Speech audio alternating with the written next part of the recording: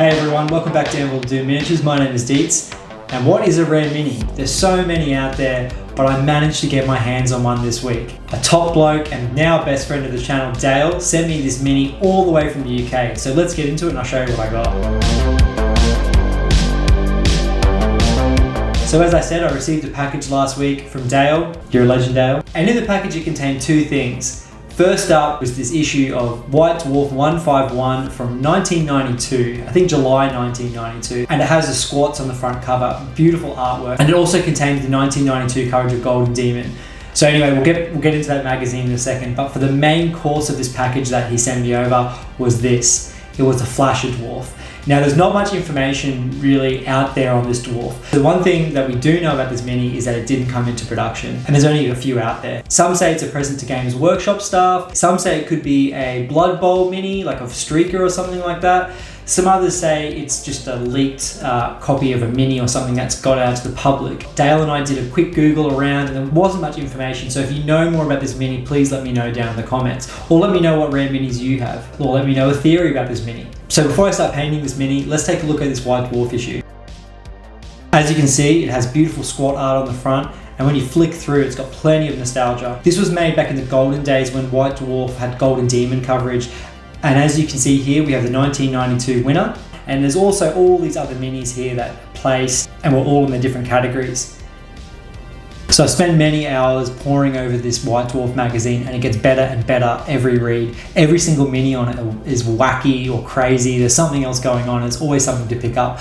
And this is what I remember about White Dwarfs when I was a kid. It's a little bit different these days. Looking through the pages, there's one beautiful, awesome thing that I found in here, and it's this shirt. This shirt is so cool. When I get to 5K subscribers, I'm gonna make a shirt very similar for you guys. Anyway, let's get into the painting. Now this mini is tiny, absolutely tiny. It's roughly the size of an Aussie $2 coin, which is pretty small, and especially in this economy, it's very, very small. So this mini is actually smaller than the average dwarf. I would compare it more to like a halfling mini, but it's even kind of smaller than that. I feel like there's a little bit more girth to a halfling mini compared to this. So I cleaned the mold lines properly up for once, so everyone can breathe a sigh of relief. And then I went to town adding fine sand to the base. Then I just used my usual white primer because I like my minis very, very bright. They really don't make minis like this anymore, and whoever sculpted this looked like they had a lot of fun making it. So first up, I smashed out the layers. I threw down Cadian flesh over his face, over his hands, and his little gunt area.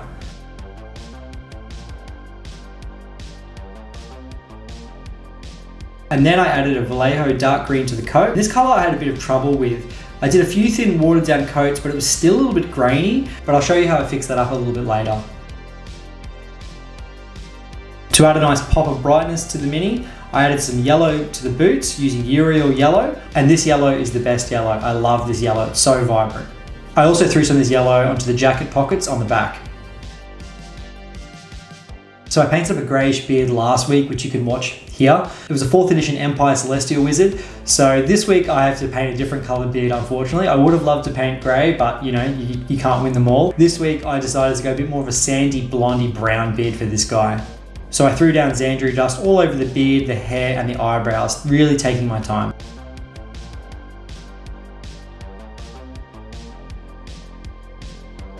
So the base coat's now finished, and now it's time for a good old-fashioned wash, my favourite. I put down a wash of semi-watered down Gulliman flesh to the skin areas, letting it pool in the crevices, and areas like the gunt. Gunt is word of the week here at Anvil Doom Miniatures. Now to combat that patchy green coat, I put some Nuln Oil all over it. I found this really helped to tone it down and to make the green a little bit more rich and give it some nice shadows.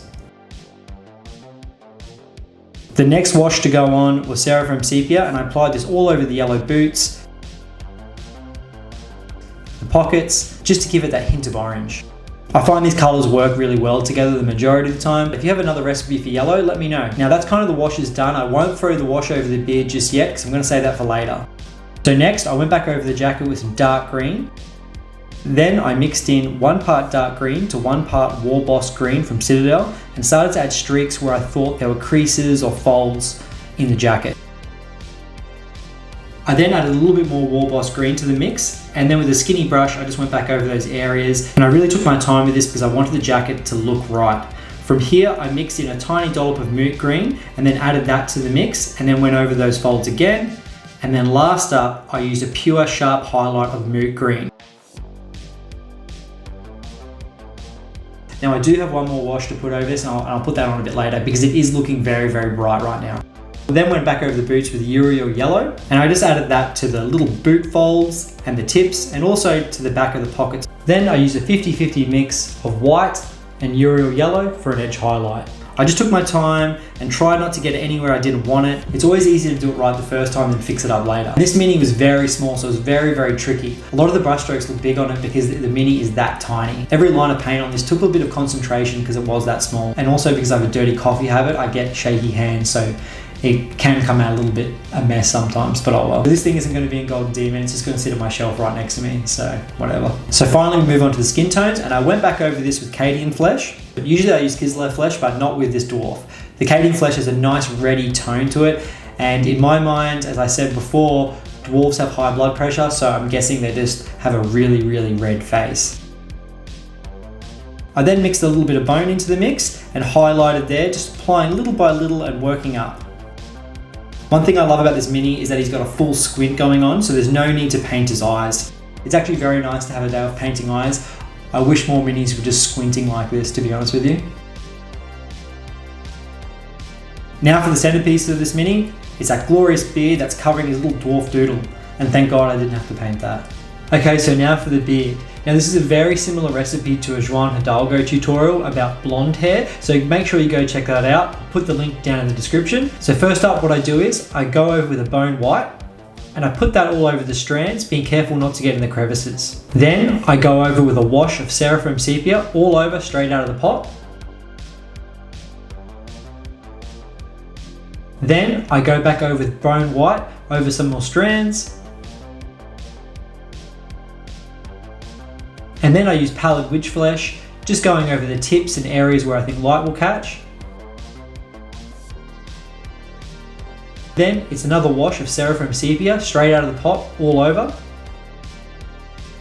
And then finally, I just go over with the last bit of Pallid Witch Flesh, just going on the hair, on the head, just around the moustache, around the tips of the beard, anywhere where I think light will catch. And that's pretty much it. Very simple stuff, so make sure you go check out Juan Hidalgo's recipe for that.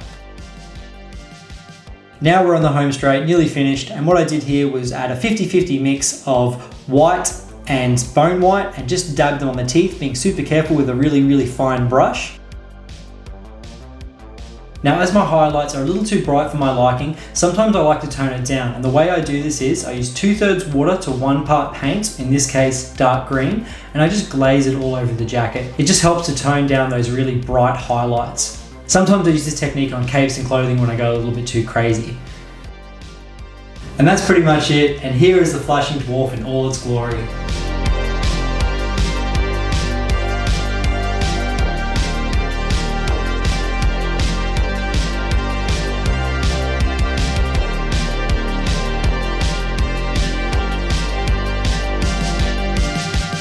Thanks so much for sticking around, and now a big thanks to Dale again for sending me this awesome package. I really, really appreciate it.